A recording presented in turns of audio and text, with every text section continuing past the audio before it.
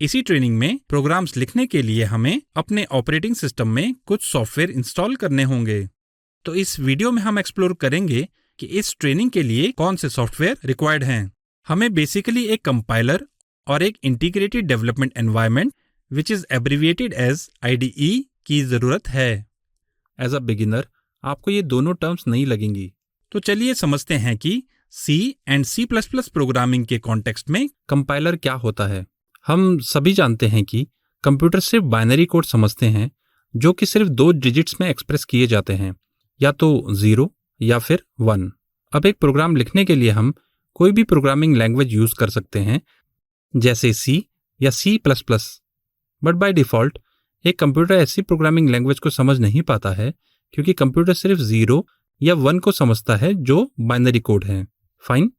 तो इससे पहले कि हम अपने कंप्यूटर से हमारे कोड को एग्जीक्यूट करने और प्रोग्राम को रन करने के लिए कहें, हमें पहले अपने प्रोग्राम को ऐसे फॉर्मेट में कन्वर्ट करना होगा जिसे कंप्यूटर समझ सके।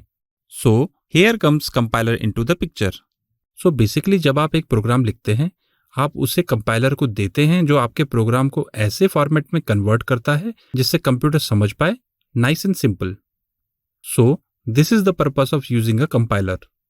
जब आप एक प्रोग्राम लिखते हैं तो वो प्रोग्राम जनरली सोर्स कोड कहलाता है, और जब आप इस सोर्स कोड को ऐसे फॉर्मेट में कन्वर्ट करते हैं which is understandable bye computer, तो उसे एग्जीक्यूटेबल कोड कहते हैं। Fine. So please note that. So finally compiler क्या होता है? कंपाइलर एक सॉफ्टवेयर है जो सोर्स कोड को रीड करता है और उसे एग्जीक्यूटेबल कोड में कन्वर्ट करता है। Quite simple, isn't it?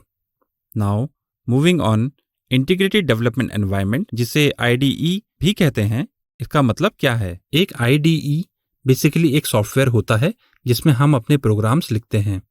Not only this, IDE को यूज करके आप अपने कोड में इजीली एरर्स भी ढूंढ सकते हैं, और किसी भी प्रोग्राम को लिखते वक्त IDE आपको इंस्टेंटली दिखा देता है कि जो कोड आप लिख रहे हैं वो सही है या गलत, even before you run the programme.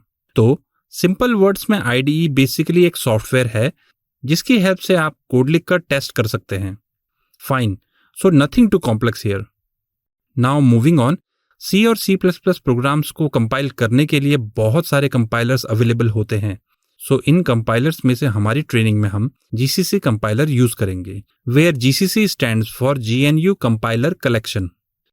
Well, please don't worry about its full form, it's just a piece of extra information. अभी के लिए बस ये याद रखिए कि हम GCC कंपाइलर यूज करेंगे। कंपाइलर की तरह ही मार्केट में बहुत सारे IDEs भी अवेलेबल हैं, और उनमें से इस ट्रेनिंग के लिए हम Eclipse IDE यूज करेंगे।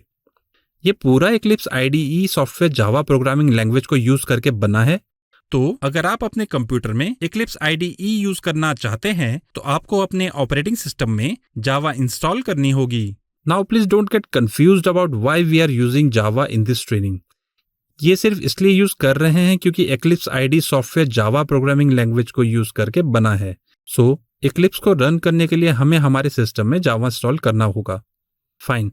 So again please don't get confused regarding this. So this was all about the software requirement, और हम नेक्स्ट टॉपिक में रिक्वायर्ड सॉफ्टवेयर को इंस्टॉल करेंगे। बट अभी के लिए based on what you have learned in this topic, आगे आपको क्विज मिलेगी जिससे आपकी टॉपिक की अंडरस्टैंडिंग टेस्ट होगी, और आपको पूरी ट्रेनिंग में हर टॉपिक के एंड में ऐसी क्विज मिलेगी। सो आई हाईली रिकमेंड कि आप इस क्विज को बहुत सीरियसली लें। Such quizzes will help you evaluate if you understood a topic thoroughly or not. So go ahead and take the quiz. All the best.